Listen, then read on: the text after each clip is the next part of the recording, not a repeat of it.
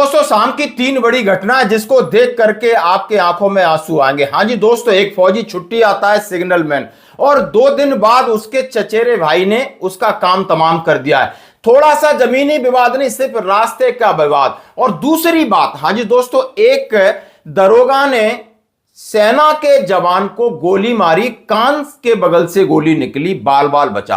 और किस क्यों मारी आप सुनकर के हैरान हो जाओगे। यानी दरोगा अपनी गाड़ी लेके जा रहा था, उसकी गाड़ी गड्ढे में फंस जाती है, वो जाकर के बगल वाले घर में मदद मांगता है। वो सेना का जवान छुट्टी पर था, उसकी मदद करता है, और उसके बाद मदद के बदले ये नशाखोर दरोगा उसके साथ क्या करता है।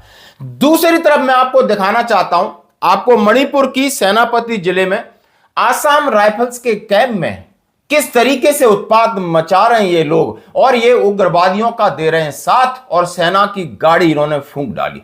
तो सबसे पहले मैं बात करूंगा वैशाली जिले की, जहां पर एक जवान हमारा जितेंद्र कुमार छुट्टी पर आता है, और अपने पिता और ताऊ और चाचा उनके बच्चों के बीच में विवाद होता है। घर का रास्ते को लेकर ये विवाद खूनी खेल बन जाता, और यहां पर सामने वाले उस फौजी को और उसके पिता को निपटा देते हैं। हाँ जी दोस्तों, और वो तड़प तड़प कर अपनी जिंदगी छोड़ देता है। यदि आप सेना के अंदर हो, आप ऐसे विवादों में फंसते हो, तो क्या कर सकते हैं। सामने वाले बिल्कुल यानी निरसंस हत्या, उनके दिमाग में क्या फतूर है, उन्हें किसी का कोई फर्क नहीं पड़ रहा है। 4-5 लोग और उनको इस तरीके से पीटते हैं, और आप समझ सकते हो दानापुर पुलिस जो वहां पर आ जाती है। दानापुर से जो आर्मी कैंट है, वहां से गार्ड ऑफ ऑनर के लिए आते हैं, उसका अंतिम संस्कार किया जाता है।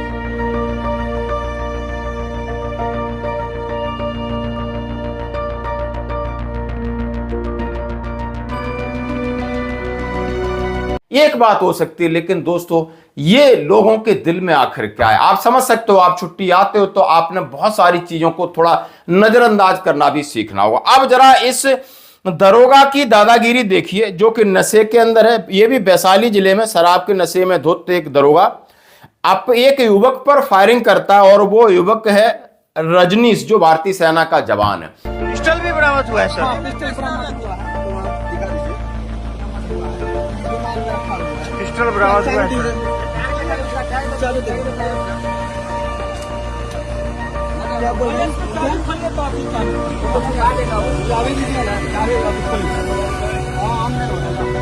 अरे कुछ नहीं, पिस्टल उस्टल सब दिखाई यार।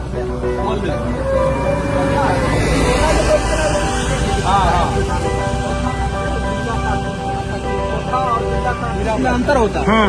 धोखा का मतलब है गोली चल के मर जाना, जिंदा काट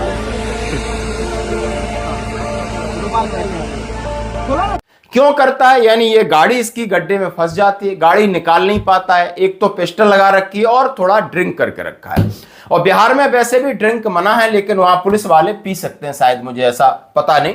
फौजियों की ये काफी चेकिंग करते हैं। अब ये मदद के लिए बगल वाले घर में जाता है। वहां पर रजनीश फौजी वो छुट्टी आया था, उसको वो उठता है, उसके पिता आते हैं, इसकी हेल्प करते हैं। जब फौजी है, जब इन्होंने देखा कि दारू पिया हुआ, कुछ उससे सवाल जवाब कर दिए, इतने में भड़क गया और सीधी गोली चला दी। दोस्तों मामला इतना खराब हुआ कि बाल बाल बच गया। आप देख सकते हो कान के बगल से किस तरह ब्लड निकल रहा है। और दोस्तों इस घटना स्थल पर जिस तरीके से उसको फिर गांव के लोग आते हैं, दरोगा को पकड़ते हैं, पिस्टल छड़ाते हैं, और वहां पर पुलिस अधिकारियों को सूचना करते हैं, उसको बंद करके रखते हैं, और जहां पर एक बड़े अधिकारी आते हैं उनको हैंडओवर करते हैं, उसकी पिस्टल देते हैं, यानी खाली खोखा बोलते हैं, अम्नीशन बोलते हैं, और सारी चीजें। आप इस तरह की व्यवस्था को आपने कभी देखा होगा। इस तरीके के हैं पुलिस वाले। ये कहीं के भी हैं ये भर्ती, इस तरीके का पता नहीं क्या हो गया, कहीं न कहीं इस तरीके उत्पात, गुंडागर्दी सब कुछ ये कर रहे हैं। अब मैं मामला बताऊंगा जहां पर देश की सेवा के लिए, मानव की सेवा के लिए हर प्रकार की सहायता करने वाली सेना, और उसके ऊपर कभी आईडी ब्लास्ट करते हैं। अभी आपने मणिपुर में सेनापति जिले में आसाम राइफल्स के कैंप पर मंगलवार को कुछ और वहां के लोग घुस जाते हैं और गाड़ियों को आग लगा देते हैं। मामला यह था कि पीआरओ ने एक सूचना मिली थी कि यहां पर हथियारबंद आतंकी हैं, और आसाम राइफल ने एक सर्च ऑपरेशन यहां पर लॉन्च किया था, और उसके विरोध में लेकर वहां के लोगों को इतनी आपत्ति हुई कि गाड़ियां जला दी। तो ये है दोस्तों हमारे देश का हाल। धन्यवाद।